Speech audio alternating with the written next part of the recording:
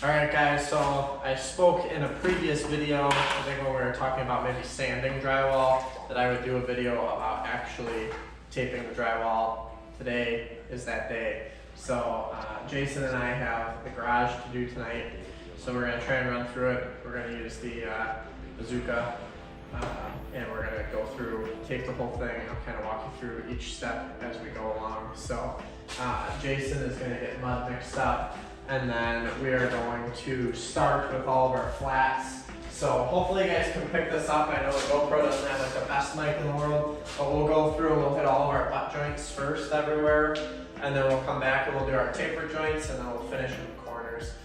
This afternoon, Jason actually already went through and pre-filled all of our corners that had a little bit too big of gaps for the Bazooka to run through, and so we're in pretty good shape.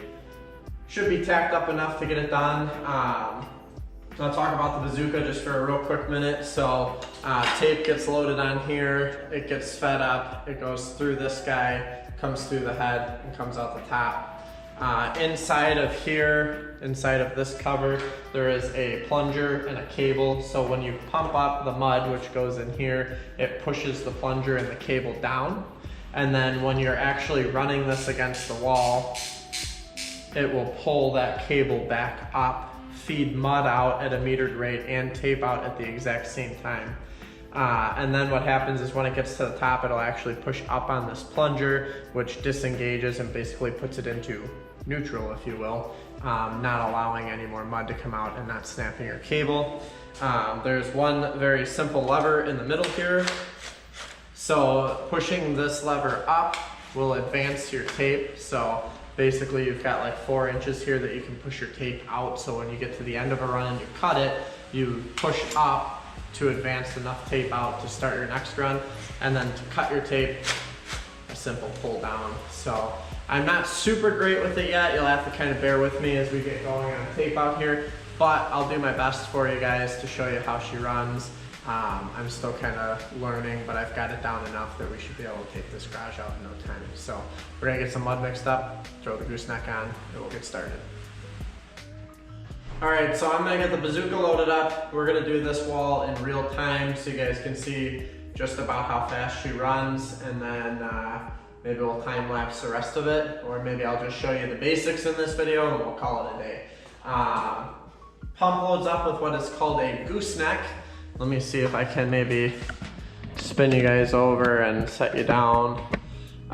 So that pump there is in our bucket of general purpose, and then this is called a gooseneck. The Bazooka registers right on there like that. Now the most important thing is that this lever is the neutral lever that I was talking about. When the cable gets to the top, you're gonna wanna make sure that that is all the way closed, otherwise it'll just chooch mud out everywhere, and we don't want that. So that's how we load the gun. It usually takes like 8 or 10 pumps or so, and we'll be in action. So I also gotta throw tape on here yet, so let me go find some tape quick. All right, so we got the tape loaded up. It goes kind of around, and then it drops down, and then it goes into that spot that I said advances it, and then we're good to go. So what happens is you put your 2 fingers or so into the tube here, and when the cable gets to the top, you'll actually feel it, and that'll prevent you from blowing mud out the top end of it. So we'll see about what she takes for mud here.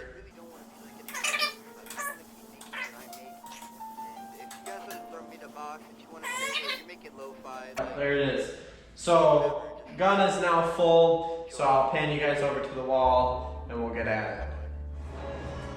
All right, so you can see we got the tape kind of just poking out a little bit, and then before we get started, we want to make sure that we flip this guy so that she is back in gear and ready to go. So we're gonna do all the butt joints first and then taper joints after that.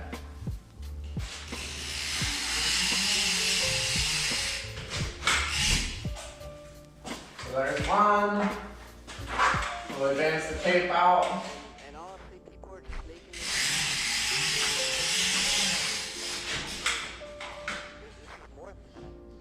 Now that's one thing I didn't talk about, which is the creaser wheel.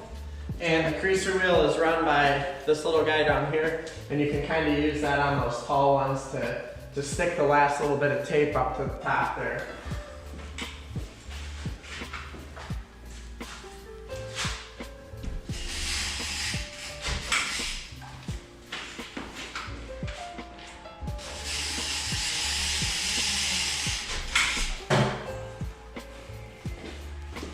I think we need to get rid of this guy.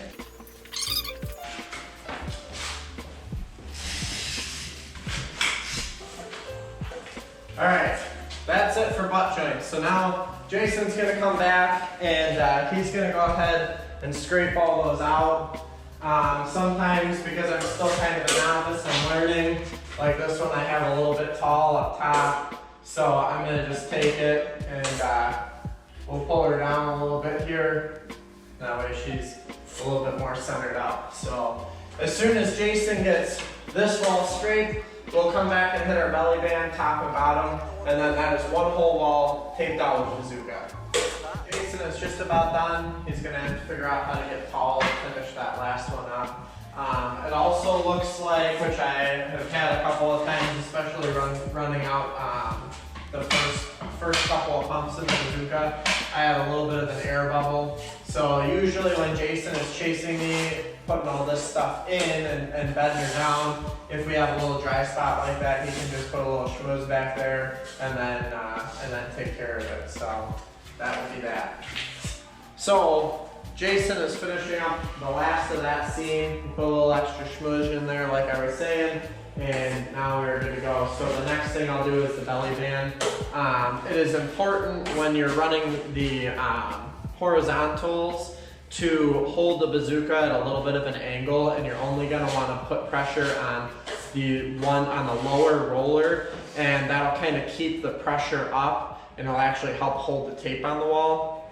If you run it flush to the wall this way so that you're running on both edges of the rollers, it actually, the tape a lot of times will start to droop. So luckily it goes fast enough that pretty much like as fast as I can put it on, Jason can bed it in. So it's pretty minty. So like I was saying, you want to make sure that this is at just a little bit of an angle, so you're only running the bottom wheel. Off to a great start.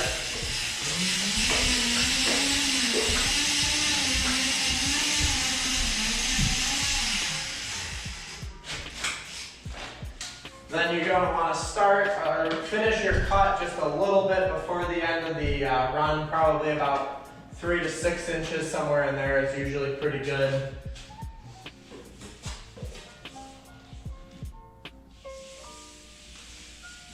And it looks like less to start, we actually got pretty good coverage of mud. And you start from the Yeah, so Jason brings up a good point. Just like in hand taping, you want to start in the middle and you want to pull your tape in either direction. The tape will actually grow a little bit as you're rolling it in. You can see there's just a little bit of a ripple here, and so he'll chase that all the way down to the end, but then that one is done. All right, so another little quick tip is that this flat piece here, you can actually spin that and it will advance the wheels for you. It will also be pulling that cable up. So when we have little spots like in this corner here, where we only have, you know, like a 4-inch piece of tape, instead of going through and doing it the hard way, what we'll do is we'll just take it like this. We'll roll that wheel forward a little bit. Go ahead and cut her off. And then she is good to go. Slap her in place. Try it one more time. There it is.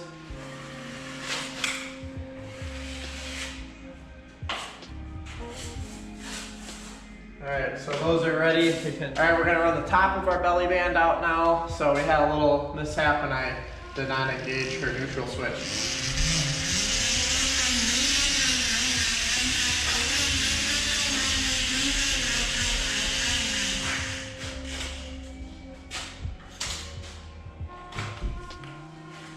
Alrighty, there she is.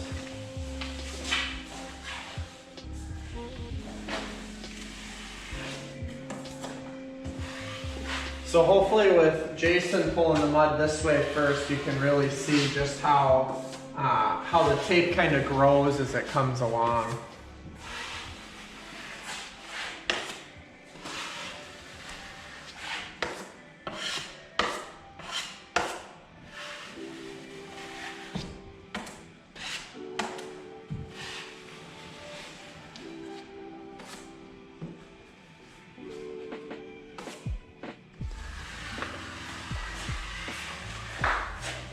Mint.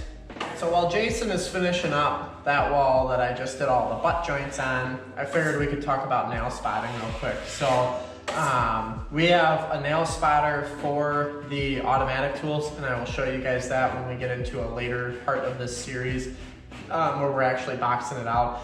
But we usually spot our nails first coat by hand. So the technique for that is to take some mud, and what I usually do is I run my knife this way first, up, and then I pull it back down, and that's how we go through and we spot our nails. So if you miss a little bit, just hit it up again. I didn't load up my pan a ton just because I was trying to get this done quick, fast, and in a hurry so I could get back on the bazooka. But this is how we usually spot in our nails.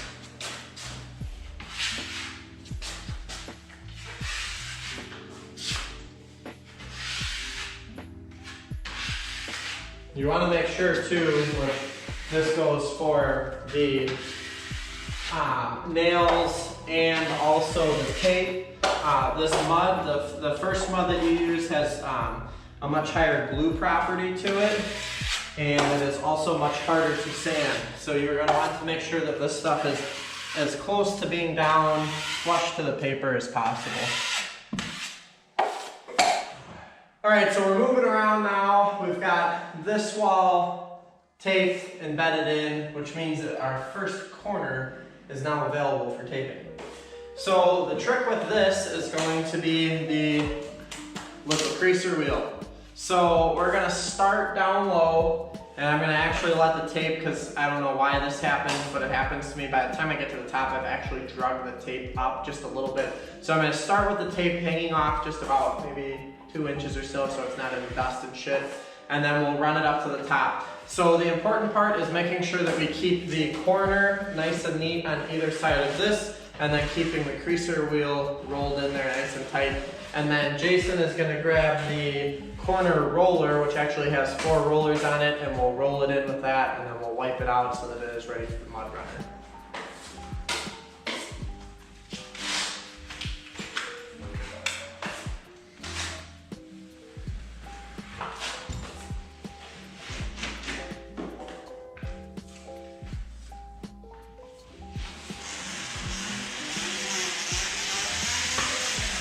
Oh, and we ran out of mud. How about that? That's annoying. So, yeah, we ran out of mud like right in here somewhere, so I'm gonna just take that paper off. But anywho, that is the start of the corner here. Jason is grabbing the roller. So that's the start of the corner. We'll go ahead and roll in what we have here, and then I'll finish it up after I load the bazooka. But here, let me see this for a second. So this is the corner roller. It has a couple rollers in either direction. We've got it on a fancy extendable pole so we can hit the high stuff with it as well. And then Jason's gonna go ahead and start and then roll her in. So yes, he brings up a valid point. When we're rolling these in, we start in the middle, we work up a little, down a little, up a little, down a little, until we get the whole thing bedded in.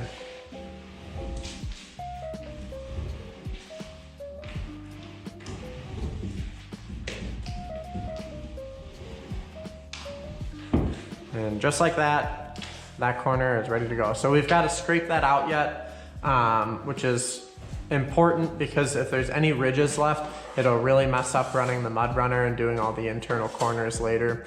So just go back afterwards and make sure that that has no crummies left.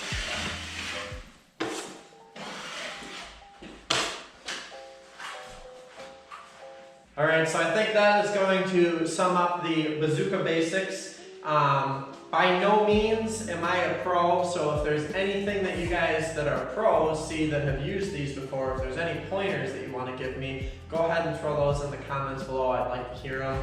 I went out on a limb on this house and I could not get a drywaller scheduled for the life of me, so I decided that last year I would buy all these tools as a write-off and we would be drywallers. So both of us are carpenters by trade, but we've done a ton of hand taping and stuff in the past, so we understand how drywall works. It's just a matter of learning how to do it with the automatic tools. It's made the whole process go way faster than we've ever been able to do things by hand.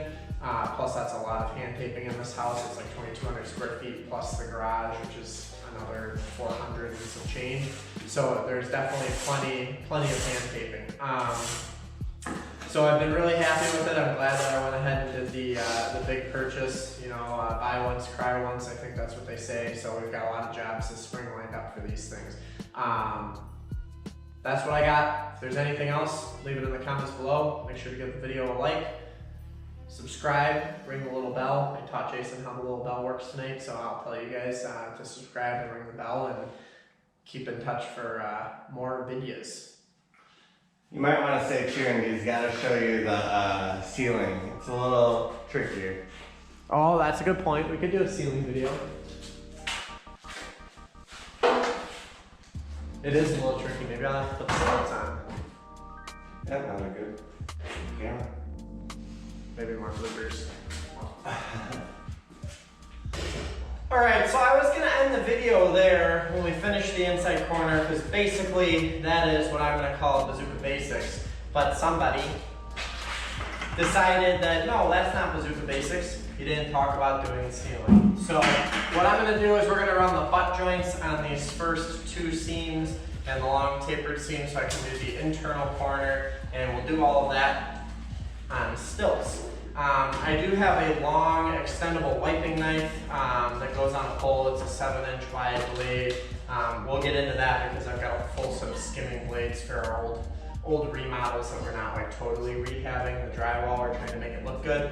Magic trowel works good for that, but that's all stuff for another video. So I'm going to run butt joints on these two, and then I'll run the tapered. Probably just going to start here, speed things up. You guys can watch me wander around on the stilts with the bazooka. It's kind of funny. And then we'll do this internal corner, but all the same basics on the wall apply to the ceiling.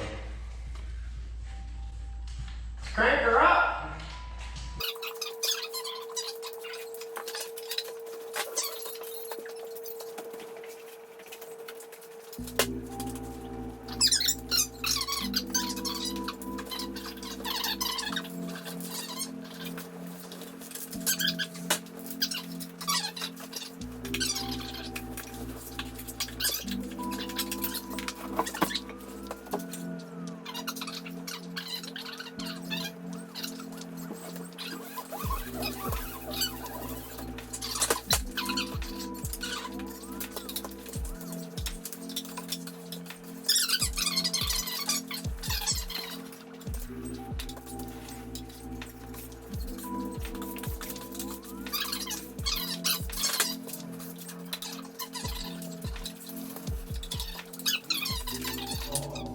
Over there, there is an outlet and a gas valve up against the ceiling. So what I'm gonna do is run the bazooka that way first, and then I'll turn around and I'll run it back this way, and we'll get that internal upper corner done.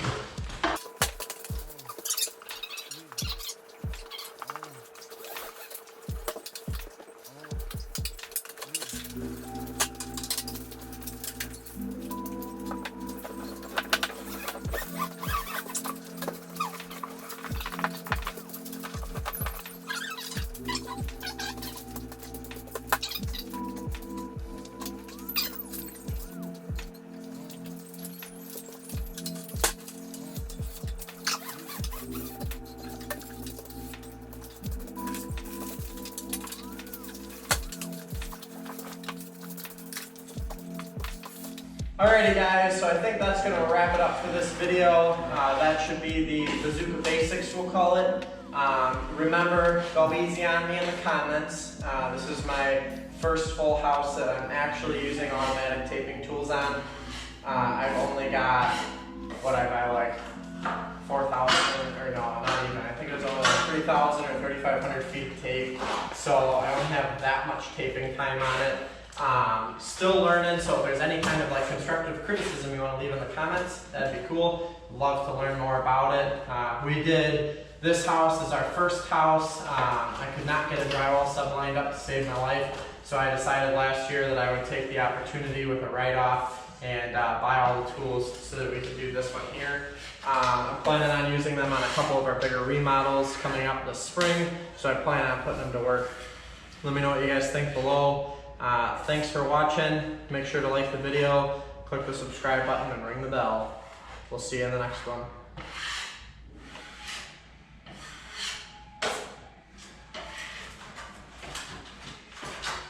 Cut!